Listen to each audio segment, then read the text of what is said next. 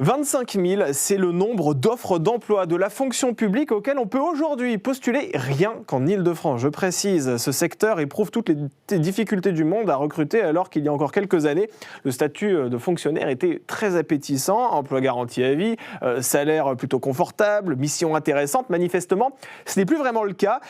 Luc Farret, soyez le bienvenu dans cette émission. Vous êtes avec nous par visioconférence, vous êtes secrétaire général de l'UNSA Fonction publique. Déjà, la première question que je voulais vous poser, quel versant est le plus touché par le manque de main-d'œuvre ? Est-ce que c'est la fonction publique d'État, la fonction publique territoriale ou bien la fonction publique hospitalière ?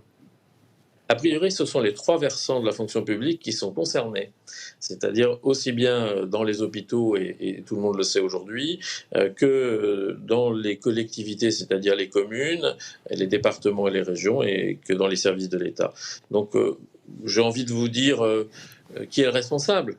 Et le responsable, ce sont les employeurs. Et les employeurs publics, c'est-à-dire, je vais être très clair, le gouvernement, qui évoque en permanence le coût de la fonction publique et qui mène une politique salariale vraiment contre-productive, si je peux me permettre de dire ainsi, avec deux exemples que j'aime bien donner.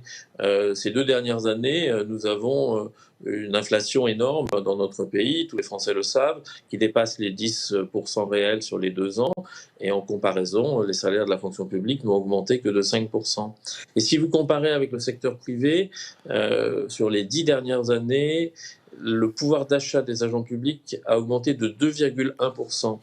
Et les salariés du secteur privé, c'est 4,9%, donc plus du double. Donc, qu'est-ce que se disent les jeunes ? Qu'est-ce que disent les gens qui ont envie de travailler dans la fonction publique, c'est-à-dire de rendre service ? Eh bien, oui, mais d'accord, mais je ne suis pas très bien payé. Et en plus, en Île-de-France, on a la question du logement.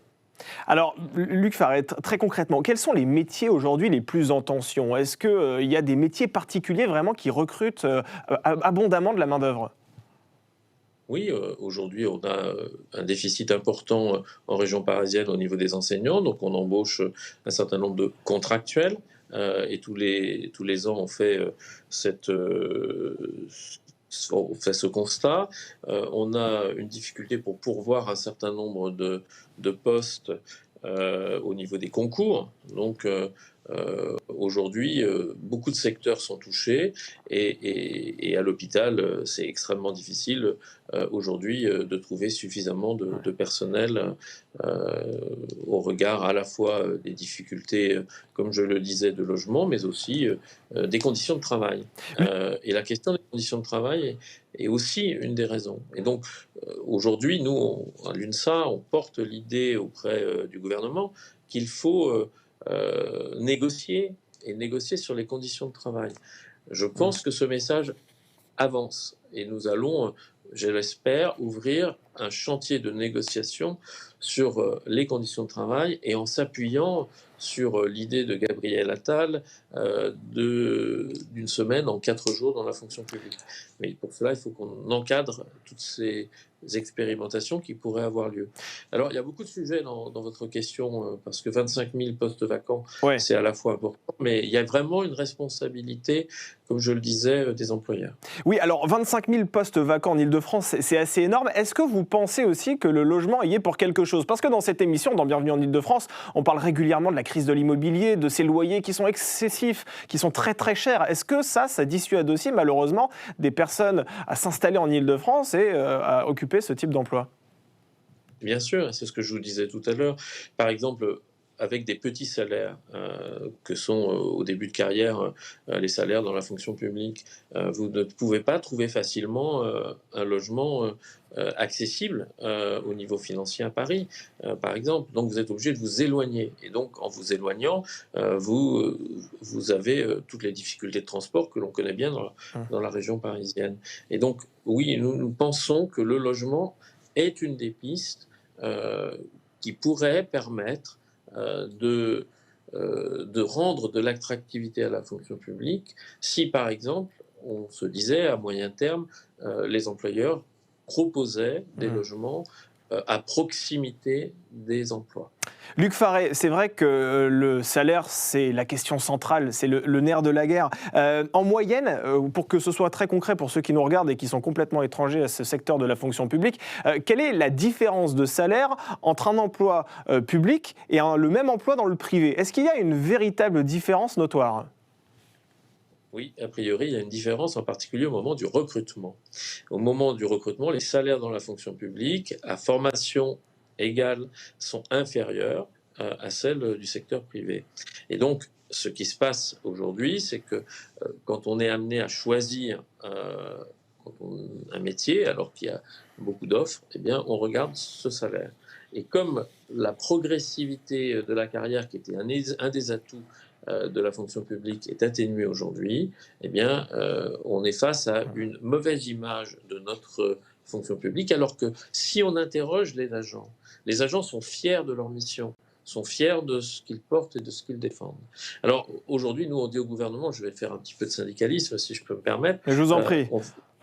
On appelle à une journée d'action, de mobilisation et de grève mardi prochain, dont une grande manifestation est prévue à Paris le 19 mars à 14 heures et qui partira des Jardins du Luxembourg. Voilà, et vous demandez une revalorisation du point d'indice, il faut le préciser. C'est quoi le point d'indice? Et est-ce que selon vous, enfin j'imagine que oui, du coup, si vous appelez à la mobilisation, il n'a pas suffisamment augmenté au cours des dernières années, c'est ça?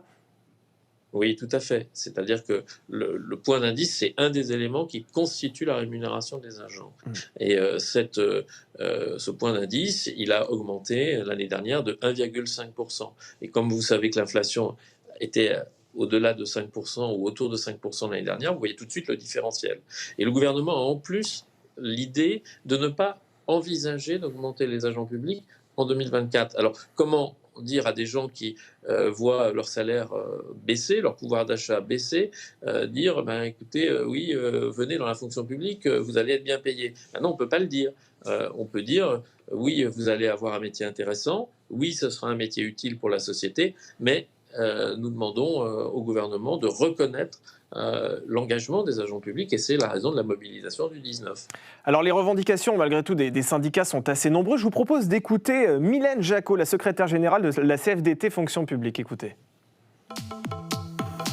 On est 8 organisations syndicales représentatives à demander l'ouverture de négociations et on a un gouvernement en face de nous qui n'ouvre pas ces négociations qu'on appelle de nos voeux. Que ce soit sur les rémunérations, que ce soit sur les mesures salariales immédiates, que ce soit sur les conditions de travail, que ce soit sur l'égalité professionnelle, aujourd'hui on n'arrive pas à entrer vraiment dans des négociations.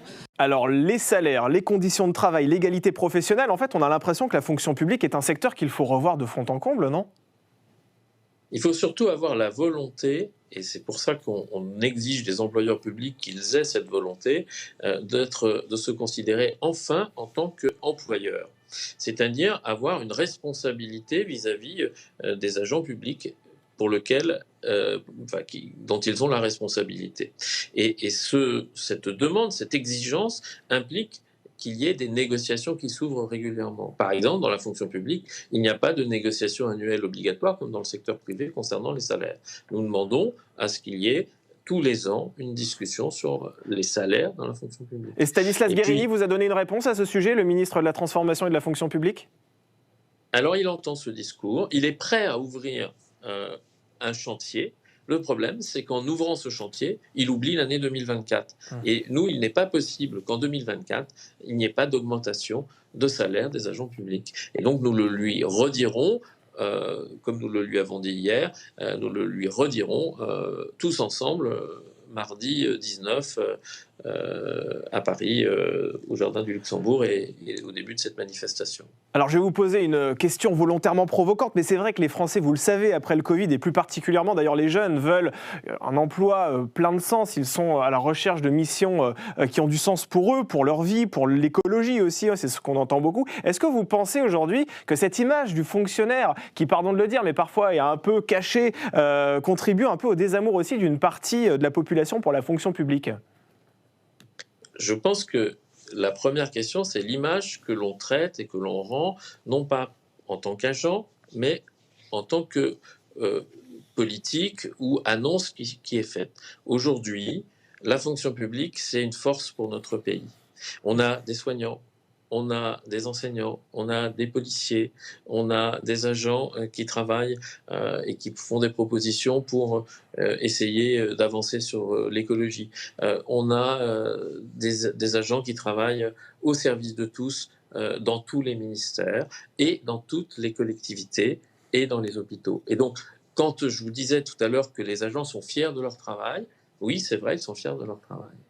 Comme ils sont fiers de leur travail, ils demandent à avoir de meilleures conditions de travail, c'est-à-dire d'avoir plus d'agents avec eux pour travailler, d'avoir plus de collègues et, par ailleurs, de pouvoir être mieux reconnus et mieux rémunérés. Et ces demandes permettraient d'avancer, parce que j'aime bien prendre cette image, la fonction publique, je vous l'ai dit tout à l'heure, est un atout pour notre pays. Et quand vous demandez à des employeurs étrangers, investisseurs étrangers, est-ce que vous choisiriez la France ou pas? Et parmi les réponses, c'est oui, on peut choisir la France. Pourquoi? Parce que la fonction publique et les services publics sont de meilleure qualité qu'ailleurs. Donc, il faut qu'on s'en serve. Et donc, il faut absolument encourager tous les jeunes, tous les gens à accepter de travailler au service des autres. Mais pour ça, il faut qu'ils soient un peu plus reconnus et un peu plus payés. Eh bien, merci beaucoup, Luc Faré, pour cet éclairage et d'avoir répondu à mes questions. Je rappelle que vous êtes secrétaire général de l'UNSA Fonction publique. Merci beaucoup d'avoir été mon invité.